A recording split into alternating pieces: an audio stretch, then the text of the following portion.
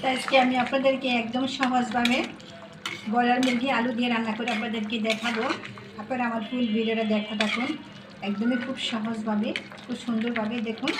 তো চলুন যে আমি কীভাবে রান্না করব। বিসমিল্লাহির রহমানির রহিম, সীমাস কিচেনপুর। আমি প্রতিদিনের মধ্যে একটা রেসিপি নিয়েছি আপনাদের কাছে। আজকে আমি ব্রয়লার মুরগি নিয়ে আসছি।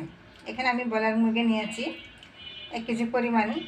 আজকে আমি ব্রয়লার মুরগি দিয়ে আজকে আমি আলু দিয়ে রান্না করব। অনেকে বলে যে ব্রয়লার মুরগি খাচ্ছে না, ব্রয়লার মুরগি রান্না করলে গন্ধ কয়। তা আজকে আমি আপনাদেরকে অন্যরকমভাবে ব্রয়লার মুরগি আলু দিয়ে ঝোল পাক করে দেখাবো। তারপরে আমার ফুল ভিডিওটা দেখুন। এখানে এসে যে আমি আলুটা আপনারা কম বেশি নিতে পারেন বা নাও নিতে পারেন। তা আমি আলু দিয়ে আজকে ব্রয়লার মুরগি আমি ঝোল রান্না করে দেখাবো। আপনারা আমার ভিডিওটা দেখতে থাকুন। তো ব্রয়লার মুরগিটা রান্না করার জন্য এখানে আমি একটা প্যান বসাইছি। প্যানেতে আমি কিছু পরিমাণে তেল দিয়ে দিচ্ছি। তেলটা আমার গরম হয়ে গেছে, এখন আমি আলুগুলো দিয়ে দিব।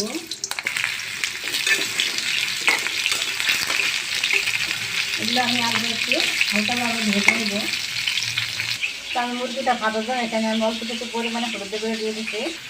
আমার এই আলুটা ভাজা হয়ে গেছে, এখন আমি আলুগুলো তুলে তুলবো। তো ওই তেলে আমি মুরগিগুলো দিয়ে দেবো।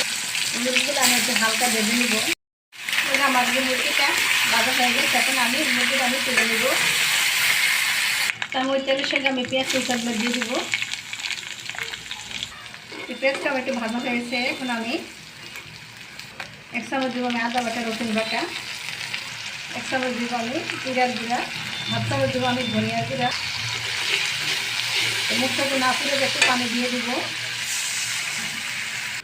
তো আমি 1/2 চামচের একটু কম দেবো আমি হলুদের গুঁড়া, কারণ হলুদের গুঁড়া একটু দিয়েছি বেশি, যখন মুরগিটা ভাজবো তখন একটু দিয়ে দিছি। আর আমি 1 চামচ দিব আমি মরিচের গুঁড়া, স্বাদ মতো দিব লবণ, 1 চামচ দিব আমি গরমের মশলা।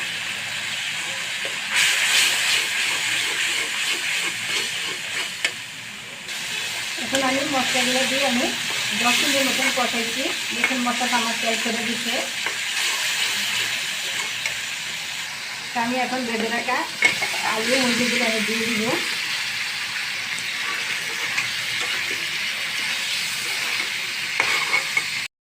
আমি এখানে মাংসটা আমি আরও 15 মিনিটের মতো কষাইছি। এখন আমি পরিমাণ মতন পানি দিয়ে দিব। পানিটা আমি এখানে বেশি দিব না, কারণ এটা কিন্তু মুরগিগুলা ভাজা হয়েছে, আবার এখানে আবার কষাইছি, তো অর্ধেক মতন সিদ্ধ হয়ে গেছে, আর বাকি কিছু আছে। তাই আমি জলের পরিমাণটা আমি একটু কমিয়ে দিয়েছি। তা আমার এই মুরগির মাংসটা একদমই সহজ, যে কোনো মানুষই রান্না করতে পারবেন, কোনো অসুবিধা হবে না। আর আমার মতন এইভাবে যদি রান্না করেন তাহলে মুরগির মাংস যারা খেতে পারবে না তারাও খেতে পারবেন। আমার এই যে মুরগির মাংসটা একদমই পারফেক্টভাবে হয়েছে। আমি একটু অল্প পরিমাণে আমি জল রেখেছি, বেশি পরিমাণে জল রেখে না। তো দেখলাম তো আমার এই যে আলু দিয়ে ব্রয়লার মুরগি দিয়ে ঝোল একদমই সহজভাবে রান্না করে আপনাদেরকে দেখাইছি। তো আমার এই রান্না যদি ভালো লেগে থাকে, আপনাদের কাছে একটি রিকোয়েস্ট, আমার চ্যানেলটাকে লাইক কমেন্ট করে সাবস্ক্রাইব করে আমার পাশে থাকুন পরবর্তী ভিডিও পাওয়ার জন্য। আল্লাহ হাফেজ।